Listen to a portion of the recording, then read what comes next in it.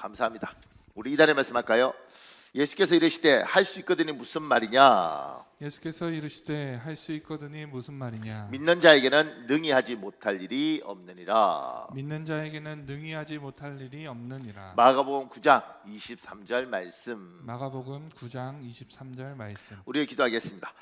내가 주 예수 그리스도를 나의 하나님 나의 구세주로 믿나이다. 내가 주 예수 그리스도를 나의 하나님 나의 구세주로 믿나이다. 믿는 나에게 능히 하지 못할 일이 없습니다. 믿는 나에게 능히 하지 못할 일이 없습니다. 나의 믿음대로 되게 하여 주옵소서. 나의 믿음대로 되게 하여 주옵소서. 예수님의 이름으로 기도합니다. 예수님의 이름으로 기도합니다. 여러분의 기도대로 주께서 꼭 응답하여 주실 줄 믿습니다. 아멘. 아멘. 감사합니다.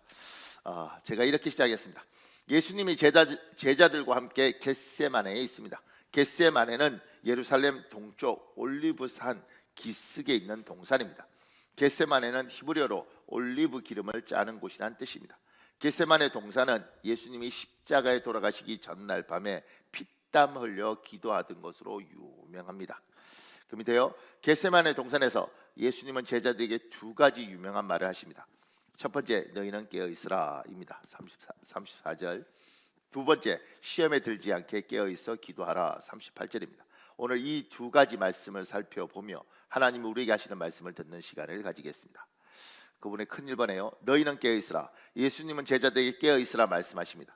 하나님은 우리에게 깨어있으라고 말씀하십니다. 우리 마가복음 14장 34절이 있습니다. 여러분 읽어보겠습니다. 시작. 말씀하시되 내 마음이 심히 고민하여 죽게 되었으니 너희는 여기 머물러 깨어 있으라 하시고. 아멘.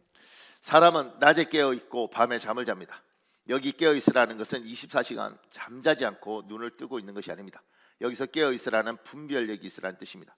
베드로와 야고보와 요한은 육신이 피곤했기 때문에 겟세마네 동산에서 잠을 잡니다. 제자들이 분별력이 있어서 가룟 유다의 배신 때문에 잠시 후 겟세마네 동산에서 예수님이 잡혀가서 십자가에 치신다는 걸 알았다면 결코 잠을 잘 수 없었을 것입니다. 주님이 지금 겟세마네가 굉장히 중요한 건 겟세마네에서 주님이 기도하시고 여기서 잡혀서 대제사장들에게 끌려갑니다. 그리고 채찍 맞으시고 십자가에 달려 돌아가시는 거죠. 그러니까 주님이 이들에게 깨어있으라 이렇게 이야기할 때 평소 때 이야기하고 달라요. 같이 깨어있으라도 지금 깨어있으라는 건 뭐냐면 얘야 이게 지금 나의 마지막 순간이다. 너희 깨어있으라. 같은 말도 부모가 늘 하던 말 중에 유언은 다르지 않습니까? 평생을 들어왔던 말이지만 마지막 순간에 부모가 하는 유언은 가치와 무게감이 달라요. 그것처럼 주님이 깨어있으라 이 말이 다른 거예요. 평소 때하고 달리 굉장히 무게 있는 말이었고, 근데 제자들은 이걸 이해하지 못한 거죠. 늘 뭐 그렇게 말씀하셨으니까. 근데 이때 깨어있으라는 것은 굉장히 중요한 말이고, 이때는 뭐냐면 얘야 분별력을 가져라. 지금 곧 큰일이 있다. 평소 때 하는 거하고 다르다. 지금 굉장히 중요하다. 이야기를 하는데 그걸 제자들이 알아듣지 못했죠. 분별력이 있으라. 이게 깨어있으라라는 뜻입니다. 그 밑에요. 이 세상에 시대를 분별할 줄 아는 사람과 시대를 분별할 줄 모르는 사람이 있습니다. 시대를 분별할 줄 모르는 사람은 항상 뒷북을 칩니다. 결국은 구태의연합니다. 낡은 사고 속에 삽니다. 주변을 불편하게 만듭니다. 항상 철이 지난 옷을 입은 사람 같습니다. 주님은 우리 보고 깨어있으라 이렇게 제자들에게 이야기하는 게 얘야 분별력이 있어야 된다. 언제가 중요하고 언제가 중요하지 않은지 알아야 된다 이런 이야기라고요. 근데 지금 하나님이 여러분과 저에게 분별력을 요구하시는데 시대를 분별할 줄 알아야 됩니다. 시대를 분별할 줄 모르면 항상 뒷북을 칩니다. 저는 이런 분 만나봤습니다. 결국 망한 분인데 어떻게 망했느냐면 이분이 카세트 사업 이렇게 한참 잘 될 때 그리고 그게 저갈 때 가게를 인수하더라고요. 이렇게 저는 이제 인수하는 사람도 봤고 잘 될 때 그거 하다가 파는 사람도 봤습니다. 파는 사람은 제 친척이었습니다. 사돈의 팔촌이라고 말하는 정말 그런 사람이었는데 저희 작은 어머니의 동생. 근데 그분은 카세트를 팔고 옛날 레코드사가 한참 유행할 때 그걸로 돈을 버시더라고요. 그리고 그것이 저물어 갈 때 시기를 참 잘 보더라고요. 저물어 갈 때 그걸 탁 정리하는 거죠. 그리고 비디오 가게, 비디오 대여점, 이걸 딱 이렇게 가는 거죠. 그리고 그것이 저물어 갈 때 만화 카페라는 게 생겼습니다. 그걸로 가는 거예요. 그러니까 항상 남들보다 앞서서 사업 아이템을 선정하고, 그것이 전성기를 누릴 때 프리미엄을 받아서 팔고, 그리고 앞으로 생길 종목을 선점하고, 이렇게 가는 친척이 있었고요. 그 반대로 항상 끝물일 때, 이 카세트가 끝나갈 때 그거 잘 된대, 그리고 그걸 사서 망해먹고, 비디오 대여점을 해서 망해먹고, 만화 카페를 해서 망해먹고, 이렇게. 여러분 주위에는 사람이 없어요. 나는 주위에 사람이 많은지 내가 보면서 망하는 사람은 참 망할 길을 어떻게 저렇게 잘 찾아가지? 흥하는 사람은 어떻게 저렇게 찾아가지?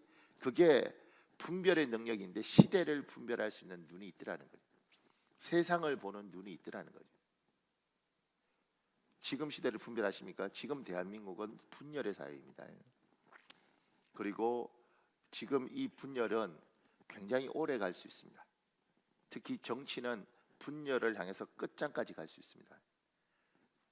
그동안 억울했던 사람들이 정권을 잡아서 복수를 시작을 했고, 이것이 지나면 아마 정권이 바뀌겠죠. 그러면 그 사람들이 다시 복수를 시작할 겁니다. 그 분열의 사회 속에서 여러분이 매일 뉴스를 보고 정치 지형 중에 어느 한 편에 쓰는 순간, 여러분의 마음은 최소한 10년 동안 지옥에 살게 됩니다. 나라에 무관심하라는 게 아니고요. 우리 교회 이제 이번 주 금요일부터 나라와 민족을 위해서 기도하잖아요. 나라를 사랑하지만 정치적으로 어떤 지형에 서는 순간 여러분은 지옥 속에 사는 겁니다. 그리고 그리스도인들은 사람을 사랑해야 되는데 누군가를 미워하는 마음들을 가지고 있고, 그 미워하는 마음에는 사단이 틈을 타는 거예요. 가슴 아픈 사람들, 힘든 때 기도해주고 축복해주고, 그리고 여러분과 제가 이 시대를 잘 분별하지 못하면 너무너무, 제가 이제 목사님들 만나도, 목사님 만나면 계속 정치 이야기하는 목사님들 있습니다. 제가 이제 그분들 안 만나는데 어떻게든, 왜냐하면 만나면 그분들은 그게 관심이에요. 제가 이렇게 이야기했죠. 사람은 그 사람이 무엇에 관심이 있는지는 눈에 보인다. 여기 맛있습니다. 여기 맛있습니다. 그 사람은 먹는 것에 관심 있는 것이고, 그 다음에 어떤 사람 만났을 때 저기 꼭 구경 가야 돼요. 그 사람은 좋은데 경치에 관심 있는 사람이고, 맨날 목사인데도 불구하고 하나님 이야기하지 않고 뭐 정치가 어떻고 이렇게 하면 그 사람은 하나님한테 관심 있는 사람이 아니고 정치에 관심 있는 사람이다. 사람은 드러난다. 그러니까 여러분과 제가 하나님을 믿으면 시대를 잘 분별해야 되는데, 지금은 대한민국이 분열되어 있고, 그 분열 속에 여러분 들어가면 여러분 영 다 죽습니다. 우리는 누가 대통령이 됐든 축복하고, 다음에 정권이 바뀌어서 누가 됐든 간에 우리는 그들을 위해서 기도해 주는 겁니다. 사랑하지 못하더라도 기도해 주고, 왜냐하면 그들이 엉뚱한 일을 하면 우리가 힘들어지니까. 그리고 미워하지 않으려고 노력하는 겁니다. 미움이 지금 가득 찬 사람들이 너무 많고, 말할 때마다 투덕투덕거리는 사람이 많습니다. 사단한테 속는 거예요. 시대를 잘 분별하십시오. 지금은 굉장히 혼란한 시대고 굉장히 어려운 시대입니다. 여러분과 제가 시대를 분별하는 눈이, 그 분별력이 있길 예수님 이름으로 축복합니다. 조금만 더요. 그 밑에 이 세상에 사람 잘 분별하는 사람과 사람 잘 분별하지 못하는 사람이 있습니다. 친구 따라 강남 간다는 말처럼 사람을 잘 분별할 줄 모르는 사람은 인생에서 고난과 고초를 겪습니다. 제가 오늘인가요, 어젠가요, 뭐 김연아 선수가 고우림인가 뭐 하는 친구하고 결혼을 했더라고요. 맞나요? 모르겠는데 하여튼 뉴스에 그렇게 제가 이렇게 검색하다 보니까 나오던데, 제가 이제 그 좋은 사람들끼리 결혼했는데도 걱정되는 게 뭐냐면, 멀리서 보면 어떻게 알겠어요? 그러니까 사람이 사람 볼 줄 참 모르더라는 거죠. 참 괜찮은 여자애들이 참 상태 안 좋은 남자애를 선택하고, 내 아들 참 잘 키웠는데 얼굴만 예쁘지 성격 아주 안 좋은 애하고 결혼하고, 이렇게 해서 제가 이렇게 보면서 사람이 사람을 참 볼 줄 모르더라. 그리고 쟤하고 어울리면 안 된다고 그만큼 이야기해도 어떻게 쟤를 그렇게 좋아해서 친구가 되는지, 저렇게 어울리면 안 되는데. 그러니까 분별력 중에 사람을 보는 눈이 있어야 됩니다. 또 제가 이렇게 말하니까 여러분은 목사님은 사람을, 나도 잘 못 보죠. 기본적으로 우리는 사람을 다 사랑해야 된다고 생각하니까 사람 잘 볼 줄 모릅니다. 사람 보는 눈이 열려 있어야 됩니다. 근데 제가 이제 요새 40일 철회하면서 계속 기도하는데, 그러니까 이렇게 기도하니까 한 3시간씩 4시간씩 기도하지 않겠습니까? 그렇게 기도하는데 하나님이 저한테 이렇게 말씀하시는 것 같아요. 저는 하나님의 음성이라고 믿는데 하나님이 저한테 이렇게 이야기하시는 거라고 저는 믿습니다. 박 목사, 제가 일부러 적어놨습니다. 가지 않을 곳에 가지 말아라. 만나지 않은 사람 만나지 말아라. 하지 않을 일 굳이 하지 말아라. 제가 이 말씀 듣고 한참 생각했습니다. 가지 않을 곳에 가지 말아라. 만나지 않은 사람 만나지 말아라. 그리고 하지 않을 일 굳이 하지 말아라. 이 말씀을 들으면서 계속 생각하게 되더라고요. 하나님 저한테 만나지 않은 사람 만나니 너무 시간이 아깝고, 그 사람 만나고 나면 이 속이 다 뒤집어지고 아름다운 세상이 아름답지 않게 보이고, 하나님 굳이 하지 않아도 될 일 굳이 일 만들어서 하지 말아라. 여러분과 제가 하나님이 깨어있으라고 이야기할 때 그건 분별력인데, 사람 잘 봐야 되면 만나지 않은 사람 안 만나는 거. 근데 안 만날 수 없지 않습니까? 직장생활 하면서. 근데 굳이 엮이지 않은 사람하고 엮이지 말아라. 사람 잘 보는 눈, 그는 여러분에게 있길 예수님 이름으로 축복합니다. 그리고 우리 아이들, 우리가 저렇게 열심히 키운 우리 아이들, 저 아이들이 남자 보는 눈, 여자 보는 눈, 친구를 보는 눈. 이건 뭐 내 새끼 어떡하겠어요? 걔가 좋다는데, 그 친구가 좋다는데, 친구 따라 강남 간다고 이야기하는데 그렇게 한다는데, 하나님 기도하셔야 됩니다. 하나님 내 아이에게, 내 딸에게, 내 아들에게, 그리고 우리 아이들에게 사람 보는 눈을 좀 주십시오. 하나님 안 엮일 사람하고 안 엮일 수 있는 복을 주십시오. 하나님. 제가 청년들한테 늘 이런 이야기해요. 반짝인다고 다 금이 아니다 얘야.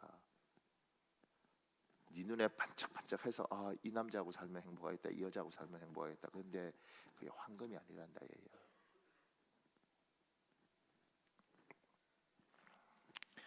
그 밑에요. 이 세상에 자기 자신을 분별할 줄 아는 사람과 자기 자신을 분별할 줄 모르는 사람이 있습니다.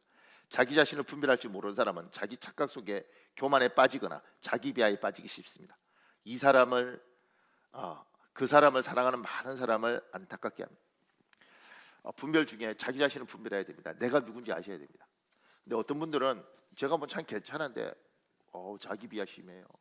저 같은 거 목사님, 저는 제 같은 게 뭐 너 괜찮다니까. 그딴 말 하지 마세요. 저는 압니다. 제가 어떤 애는 너무 이러고, 어떤 애는 또 너무 자기가 괜찮은 것처럼 이야기하고.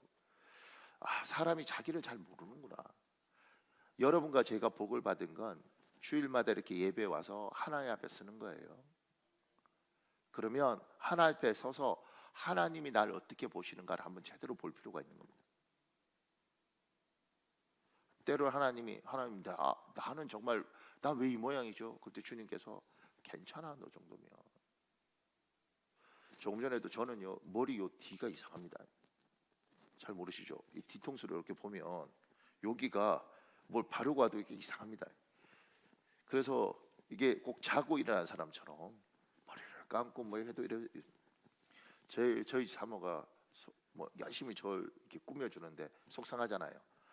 어떻게 머리가 이렇게 생겼을까요? 이렇게. 그럼 제가 이러죠. 난 잘못이 없다. 천국 가서 우리 아버지한테 따져라. 박자 남자 식자 쓰시는데 박남식 씨한테 따져라. 난 잘못이 없다. 그런데 제가 이게 속상하더라도 이것 때문에 기죽지 않습니다. 이게 문제라서 그렇지 저 정도면 괜찮다고 생각합니다.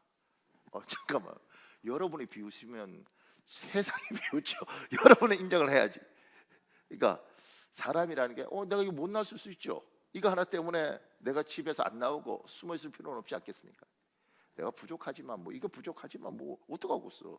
근데 나 다른 것도 괜찮은데 대단한 건 아니지만 뭐 괜찮지 않나 나? 이렇게 생각하는 경우도 있지만 누군가는 저보다 훨씬 잘났는데 놀라운데 방에 숨어서 안 나오는 애들도 있더라는 거죠. 자기를 자기가 잘 몰라요. 그래서 제가 이제 조사 한번 해봤죠. 대통령 선거 18대 대통령 선거 때 20대 이번에 그 윤석열 대통령 당선되었을 때 대통령 후보로 등록한 사람이 총 12명이더라고요. 2명 외에는 둘 중에 하나가 될 텐데 나머지 10명은 왜 나왔을까 생각이 들더라고요. 근데 19대 대통령 문재인 대통령 될 때는 총 13명이 등록했습니다. 그때도 2명 외에는 안 될 건데 나머지 11명이 왜 나왔을까 이 생각이 들더라고요.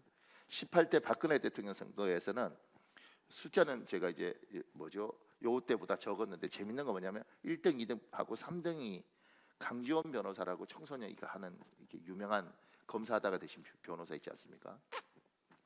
근데 그분이 몇 프로 받았냐 이렇게 찾아보니까 0.17% 받았더라고요. 0.17%. 안 놀라시는군요. 대통령 선거 나왔는데 1%도 아니고 3%도 아니고 5%도 아니고 0.17%를 받았어요. 이게 심각성을 모르는군요. 여론조사 전화할 때 여론조사에서 5% 이하는 가치가 없답니다. 가치가. 왜 가치가 없느냐면 전화한답니다. 안녕하세요. 여론조사 기관에서 전화했습니다. 독도는 일본 땅입니까? 한국 땅입니까? 일본 땅이요. 요게 대한민국에 5% 있다는 거예요. 그러니까 5%는 숫자의 가치가 하나도 없다는 거죠. 0.17% 받은 사람도 대통령 되겠다고 나왔어요. 자기 자신을 잘 알면 이분은 이제 의미가 나름대로 무슨 의도가 있는데 요분 밑에는 대통령 될 줄 알고 나왔다는 거예요. 그러니까 4등은 그러니까 이렇게 된 사람들을 보면 자기 자신을 정확히 분별하면 나오겠냐고요. 국회의원 나오는 많은 사람 중에 자기를 정확히 분별하면 나오겠냐고. 그러니까 깨어 있어라 이렇게 이야기할 때 분별력이라는 것.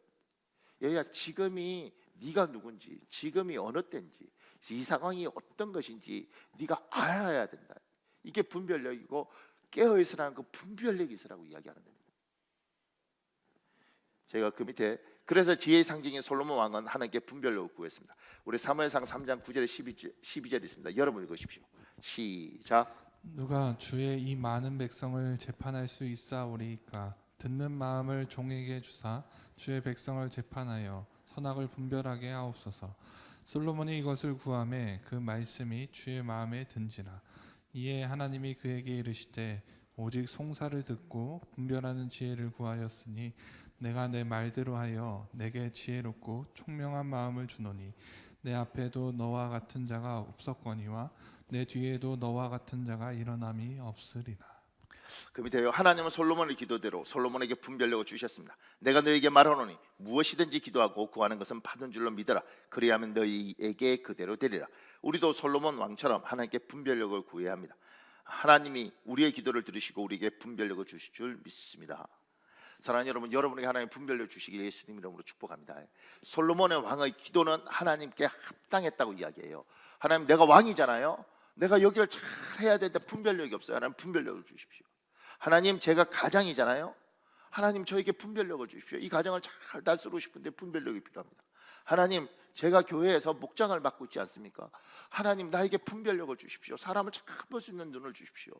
하나님, 내가 회사에서 직장 생활을 하는데 이 직장을 하나님 주셨다고 믿습니다. 근데 하나님, 내가 이 직장에서 잘 살아남을 방법을 모르겠습니다. 하나님, 나에게 분별력을 주십시오. 그래서 사람을 보게 하시고 사람을 알게 하시고 상황을 알게 하시고 환경을 알게 해 주십시오. 하나님, 하나님이 여러분이 이 기도를 하면 주님의 마음에 합당한지라. 주님이 그 기도를 그래, 네가 그 위치고 네가 그 상황이면 이건 필요하지. 그 기도는 당연한 기도지. 내가 들어줘야지. 합당한 기도를 하면 하나님 들으시는 거죠. 사랑하는 여러분, 예수 그리스도 이름으로 여러분을 축복합니다. 여러분에게 하나님 분별력의 복을 주시길 예수님 이름으로 축복합니다. 그래야 삽니다. 그래야 삽니다. 그래야 의사 안 될 내 아들 의사 안 만들고, 그래야 판사 안 될 내 아들 판사 안 만드는 거예요. 그래야 욕심 부릴 내 아들 내 새끼 욕심 부려서 좀 밀어야 될 필요가 있을 때 밀는 것이고, 때로는 내 인생을 개척해야 될 때 개척하는 겁니다. 하나님 분별력을 주십시오. 하나님 깨어 있으라고 말씀하시는데 분별력을 주십시오. 그 밑에요, 깨어 있는 사람은 기도합니다. 분별력 있는 사람은 기도합니다. 그 밑에요, 태어날 때부터 하나님께서 지혜를 선물로 준 사람 분별력이 있습니다. 태어날 때부터 분별력을 갖고 태어나는 거예요. 인생에서 고초를 많이 겪고 깨달음을 가진 사람도 분별력이 있습니다. 이들은 모두 자기가 할 수 있는 일과 할 수 없는 일을 분별합니다. 그 밑에요, 분별력이 없는 사람은 자기가 할 수 있는 일과 자기가 할 수 없는 일을 구분하지 못합니다. 그래서 자기가 할 수 없는 일을 억지로 하려고 하다가 인생의 어려움을 겪습니다. 분별력 있는 사람은 이 세상이 내 뜻대로 안 된다는 것을 깨달은 사람입니다. 사람이 내 뜻대로 안 된다는 걸 깨달은 사람입니다. 자기 자신조차 내 뜻대로 안 된다는 것을 깨달은 사람입니다. 그래서 분별력 있는 사람은 하나님께 기도하는 사람이 됩니다. 하나님을 의지하는 사람이 됩니다. 깨어있는 사람은 분별력이 있다고 말씀드렸습니다. 지금 제자들이 분별력 없이 행동하고 있죠. 그리고 이 분별력 있는 사람들은 기도할 수밖에 없습니다. 왜냐하면 태어날 때부터 참 지혜롭고 뭘 할 줄 알고 뭘 할 줄 모르는 걸 아는 사람이 있고, 인생의 고생을 많이 하면 내가 저걸 좋아하지만 저건 내한테 안 맞는 거야, 이걸 아는 사람이 있습니다. 이렇게 분별력이 생긴 사람은 알아요. 세상이 내 뜻대로 안 되고, 내가 내 뜻대로 안 되고, 내 자식이 내 뜻대로 안 된다는 걸 압니다. 그러니 가슴이 아프죠.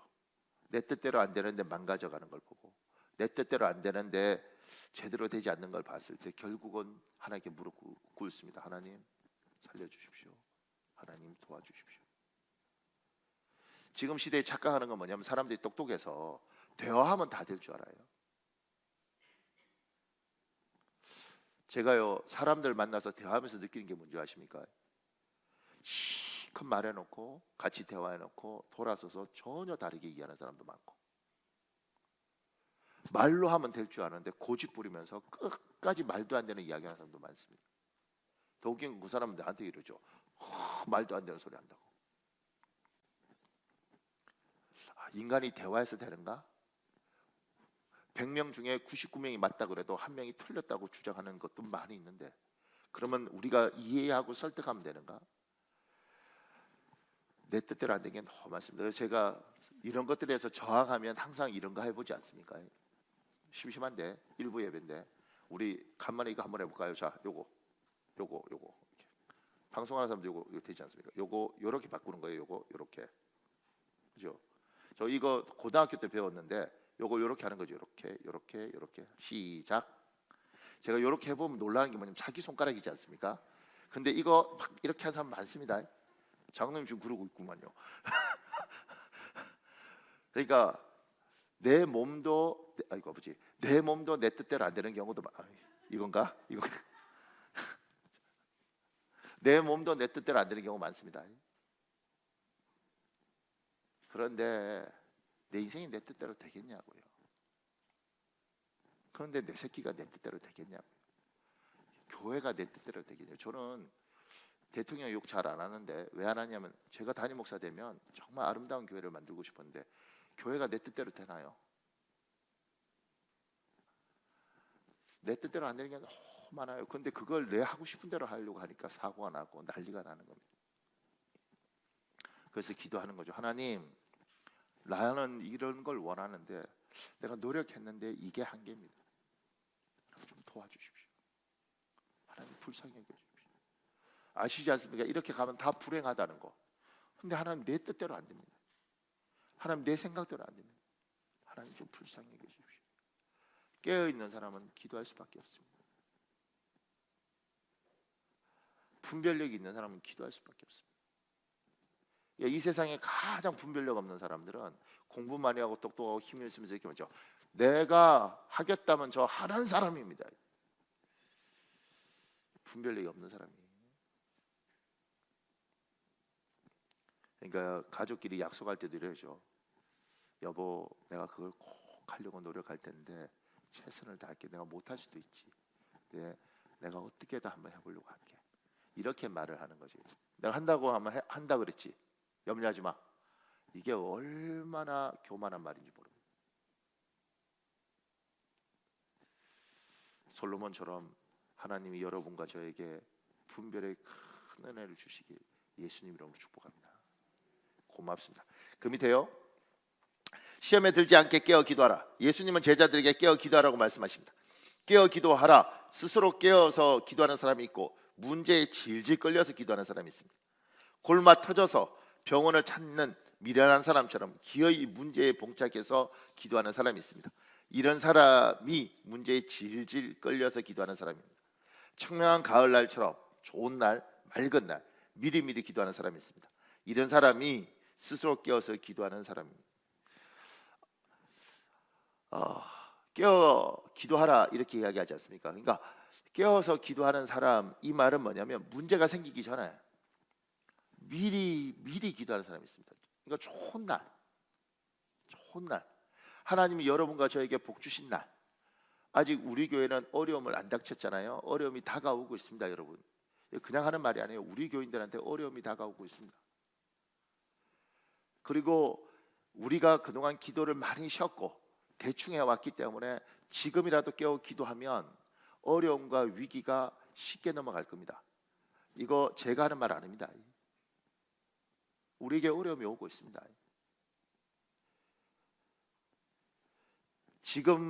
그래도 지금 괜찮을 때, 건강할 때, 아직 먹고 살만할 때, 내 남편이 생각이 말짱하고 내 아내가 상태가 괜찮고 내 자식이 아직도 괜찮을 때, 이때 기도를 시작을 해야지. 환난과 어려움이 왔을 때 하나님이 이 기도를 통해서 일을 하셔요. 그런데 지금 난 괜찮은데 목사님, 산으로 들로 놀러 가고 뭐 좋죠. 그동안 고생했으니까. 그런데 어느 날 환난이 닥쳤을 때는 너무 힘든 시간들을 보내고 그때 기도하는 걸 문제에 질질 끌려서 기도한다고 제가 표현한 겁니다. 최상훈이라는 목사님이 있는데 감리교 목사예요. 그분 이야기가 그렇게 이야기하더라고요. 자기가 너무 가난한 집안에 태어났고 어렸을 때 그래도 기도하는 권사님 밑에서 기도하는 아버지 보면서, 그래서 중학교 때 기도를 하는데 기도하다 보니까 3시간이 가더라는 거죠. 그렇게 열심히 기도했는데 인생이 참 힘들었습니다, 이분. 근데 어느 날 하나님이 이렇게 이야기하더라고요. 하셨다고 그래요. 얘야, 네가 그동안 기도했던 거, 네가 어렸을 때 기도했던 거, 이제 그 기도, 내가 그 기도에 대한 응답을 시작하겠다. 그리고 지금 놀라운 목사가 됐죠. 지금 목사님인데 제가 그분 이야기를 들으면서 참 위로가 되더라고요. 젊은 날, 어렸을 때 너무너무 힘든 날, 이 사람이 할 수 있는 게 없어서 기도밖에 할 수가 없었고, 그렇게 중학교가 3시간 기도하는 거, 기도하다 보니까 3시간이 지나더래요. 그렇게 기도했고, 그런데도 불구하고 청년 때 너무너무 힘들었고, 그럼에도 불구하고 자식이 죽고, 그렇게 어려운 시간들을 보내고 어느 날 하나님께서 애야, 이제 네가 젊은 날 했던 그 기도 내가 통해서 내가 일할게. 왜 진작부터 안 하셨을까? 이런 질문도 하고 싶어요. 근데 여러분이 맑은 날, 좋은 날, 하나님은 우리에게 복 주신 날, 그때 기도하기 시작을 하는 거죠. 청명하고 맑은 날. 저 집사는 굳이 저렇게 기도하지 않고 산으로 들로 놀러 가도 될 텐데 왜 기도하고 있지? 와서 보면 맨날 시간 맞춰서 기도하고 있고. 안 힘드나? 집사님은 남편도 괜찮고 애도 괜찮고 건강도 괜찮고 직장도 괜찮고 다 괜찮은데 왜 그렇게 기도해? 내가 집사님 같으면 나는 늘 해외여행 놀러 갔겠다. 집사님 몰라서 그래. 몰라서. 좋은 날. 그러니까 지금도 늦지 않았습니다. 이거 그냥 제가 하는 이야기 아닙니다. 하나님이 우리 교회에 하는 이야기입니다. 힘들게 기도했고 잘 왔죠. 하나님 우리에게 경고하는 거예요. 기도해야 된다, 얘야. 기도해야 된다. 맑고 좋은 날, 아직 여력이 있던 날 기도해야 된다.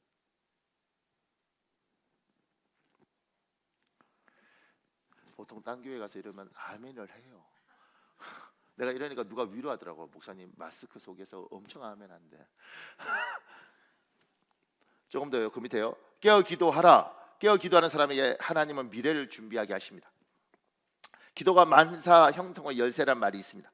그래서 어떤 교회는 강단에 1시간 기도하면 시험을 이기고 2시간 기도하면 능력받고 3시간 기도하면 크게 쓰임 받는다는 문구를 붙여놓기도 합니다. 기도만 하면 다 됩니다. 맞는 말입니다. 그러나 이것은 절반의 진리입니다. 기도할 때 성령 하나님 우리 마음에 감동을 주십니다. 이때 마음의 감동을 감동으로 남겨두면 인생이 열매 없는 인생이 됩니다. 기도도 중요하지만 믿음의 행동도 중요합니다. 기도할 때 받은 마음의 감동을 행동으로 옮겨야 열매 있는 인생이 됩니다. 행동에는 용기도 필요하고 부지런함도 필요합니다. 엄청 많은 사람들이 열심히 기도합니다. 그리고 기도하다 보면 하나님 주시는 마음이 있습니다. 그러면 그 마음대로 행동을 해야 되는데 핑계대고 용기 없고 쑥스럽고 민망해서 후퇴하는 사람들이 있습니다. 열매가 없습니다. 기도했으면 하나님이 여러분에게 주시는 마음이 있으면 나가야 됩니다. 때로는 하나님이 가서 미안하다 그래라. 그럼 미안하다 그래야 되는 거죠. 때로 하나님이 힘을 내어서 어렵지만 원서 들고 가서 무릎 꿇고 원서 내라. 그럼 원서 내야 되는 겁니다. 우리가 기도하면서 생각보다 겁이 많습니다. 기도하면서 생각보다 주저앉아 있는 사람들이 많습니다. 그래서 열매가 없는 겁니다. 충분히 기도했는데 하나님 마음이 오죠. 하나님 나에게 직장을 달라고 기도했는데 하나님께서 직장을 주겠다고 마음이 오고, 그럼 여기저기 찾아보면서 원서를 내는 거죠. 그럼 길 열어달라고. 원서 내지 않고 사단은 이렇게 속여요. 우리는 이렇게 착각해요. 지나가다 누군가가 들어와서 얘야 내가 너를 우리 회사에 꽂아줄게 이럴 줄 알아요. 그러지 않습니다. 기도하다 감동이 오면, 때로는 남편하고 사이가 너무너무 안 좋은데 기도하다가 감동이 와서 저 남자한테 따뜻한 밥 한 끼 차려주고 싶다. 따뜻한 밥 한 끼 정성을 다해서 차려주면 그것이 어떤 결과를 가질지는 건 하나님 아시는 것이고 나는 감동대로 하는 겁니다. 때로는 젊은 날 못 모르고 화가 나서 아내를 나귀를 한 대 때렸는데, 아니면 욕을 해버렸는데, 그런데 그거 다 옛날 이야기고 20살 철없던 이야기인데 돌아보니 그때 내가 잘못했다는 말을 안 했구나. 근데 기도하다가 그 생각나면 잘못했다고 그러는 겁니다. 여보 미안합니다. 다 잊었어요. 그래서 난 사과해. 하나님 그 마음 좀 그렇게 해야 되는 거예요. 그것이 어떤 결과를 맺을지 그건 하나님 아시는 것이고, 나에게 하나님 그 감동 주면 감동대로 움직이면 하나님이 놀라운 일을 하십니다. 그러니까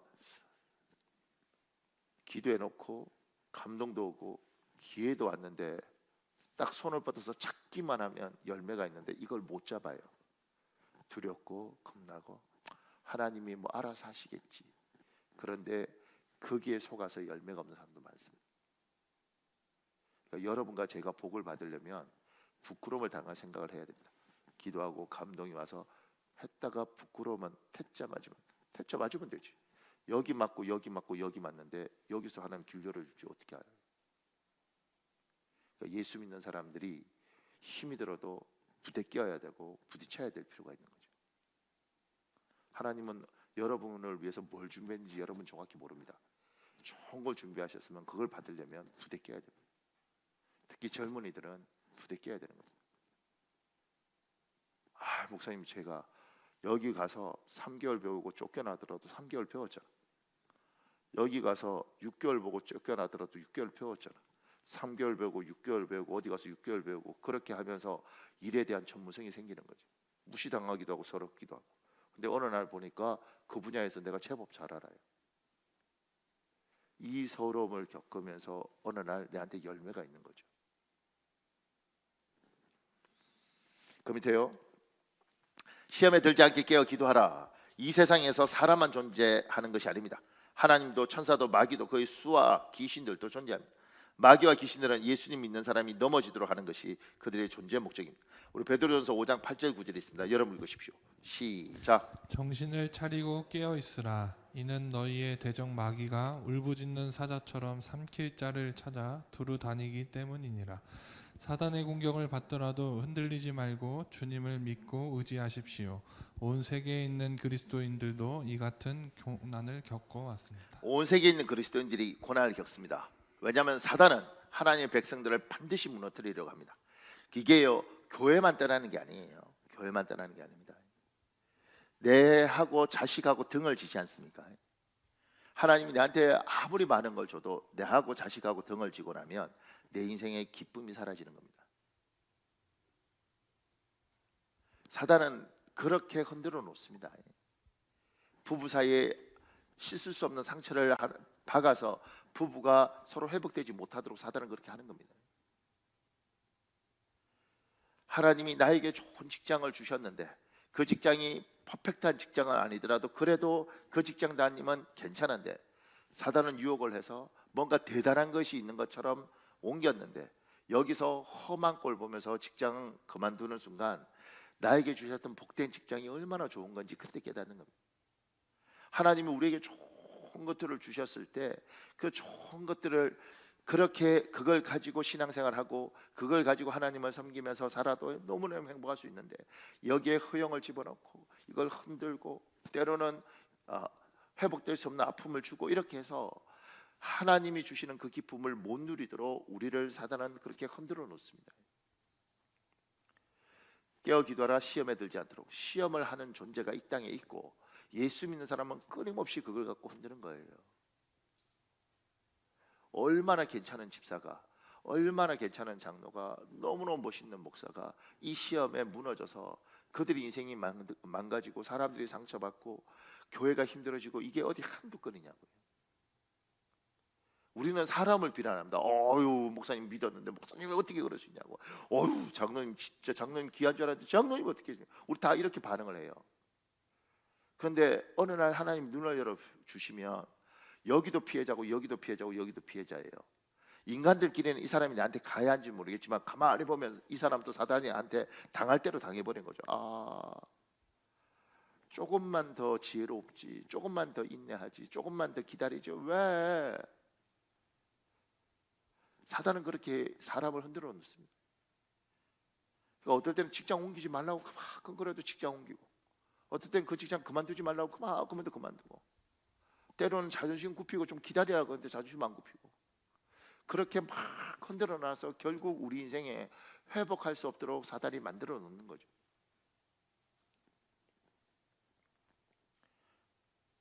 그걸 때로는 말로 대화로 설득하고 밥 먹으면서 달래고 그래 잘 안 되더라는 거죠.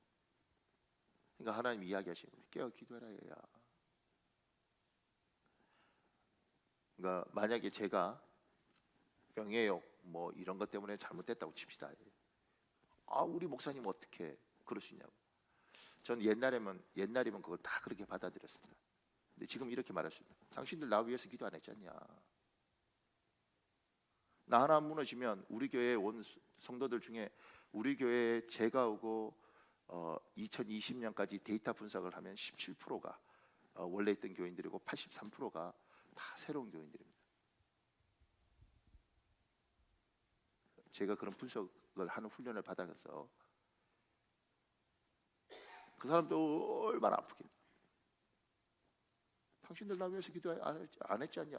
목사님은 목사님 혼자 전화도 하시고 잘하시지. 목사가 혼자 어떻게 버티나요?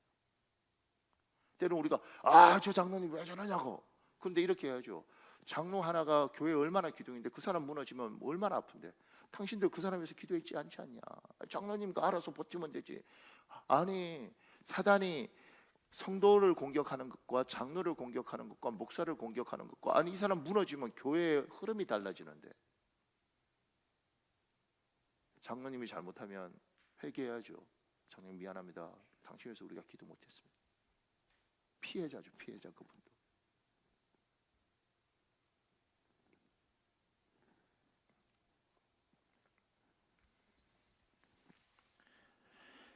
그 밑에요.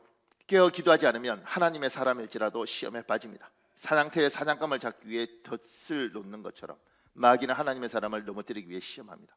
전도 유망한 수많은 하나님의 사람이 이 덫에 빠져서 시간을 허비하고 인생을 방하고 하나님의 축복을 잃어버렸습니다. 그 밑에 빌리그레함이라는 분이 제가 읽을게요. 빌리그레암 목사에게 평생 3번의 큰 유혹이 있었다고 합니다. 한 번은 큰 대학의 총장으로 와달라는 청빙이었고, 한 번은 상원 의원에 출마하는 제안이었고, 한 번은 부통령으로 출마하는 제안이었다고 합니다. 그러나 그는 그것이 자기 영광을 위한 욕심인 줄 알고 단호히 거절했습니다. 자신을 향한 하나님의 부르심은 전도자였기 때문입니다. 그래서 지금의 빌리그레암이 있는 것입니다. 전 세계 가장 유명한 복음 전도자, 이 사람이 부통령이 됐으면 어땠을까? 정쟁에서 말려서 아주 그냥, 여러분과 저에게 끊임없는 유혹이 옵니다. 분별력이 있으면 이게 뭔지 보입니다. 아하, 이게 반짝이지만 가짜 금이구나. 전 재산을 털어서 이 금을 사는 순간 나는 거지가 되는 거예요. 속으시면 안 됩니다. 자존심에 속으시면 안 되고, 내 기분 감정에 속으시면 안 되고, 내 욕심에 속으면 안 됩니다. 분별하셔야 됩니다. 이걸 잡는 순간 우리 인생이 너무 힘들어지는구나. 하나님 축복이 날아가는구나. 그래서 주님이 이야기하는 시험에 들지 않도록 깨어 기도하라. 근데 베드로는 깨어 기도하지 못했지 않습니까? 그래서 배반을 하죠.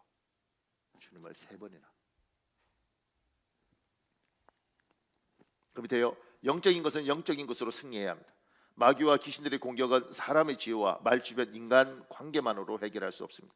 그래서 예수님께서는 이런 종류의 귀신은 오직 기도로만 쫓아낼 수 있다고 말씀하십니다. 기도하면 악한 영의 쾌계를 이길 수 있습니다.